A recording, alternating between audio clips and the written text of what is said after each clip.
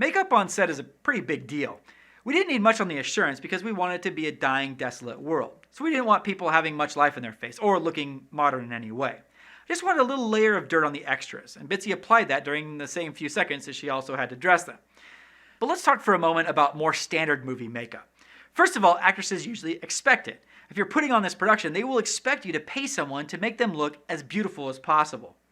It's important to note though, makeup on a film set is not always just about beauty and vanity, it's about story.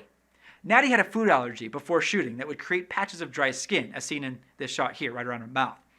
It was so small and subtle, I didn't think it would be noticeable on camera, but even if it were going to be, I'm not going to give an 8-year-old girl a complex about the way she looks, so I just let it be. But when I looked at the footage in post, it stuck out to me, maybe because it's such an important shot. Now, is there anything wrong with a blemish? No, of course not. We all have irregularities and imperfections because we're human. But we're trying to tell a story here. So anything that sticks out can be misinterpreted as an intentional message. The audience assumes that everything that you show them is part of the story. So if there's something that feels out of place or that's trying to grab your attention, they might make incorrect assumptions about the story. Or at the very least, it's going to be distracting. So we use makeup to cover things up and make people look more perfect than they would in real life, not for vanity, but for storytelling. Shiny skin is another common distraction that makeup can help with. Skin gets greasy or sweaty very easily under those strong filmmaking lights or outside all day in the sunlight.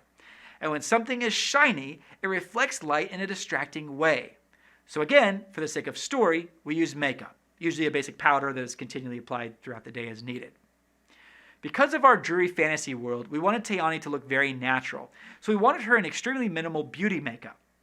Thankfully, Eva is gorgeous and has fantastic skin, but I would imagine it was a big sacrifice for her to bypass all that usual beauty makeup and instead look more natural.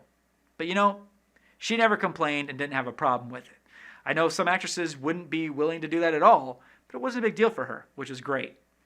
And speaking of makeup, in the next chapter we're going to have my wife Heather show us how she did this special effects makeup in the film, which is so fun.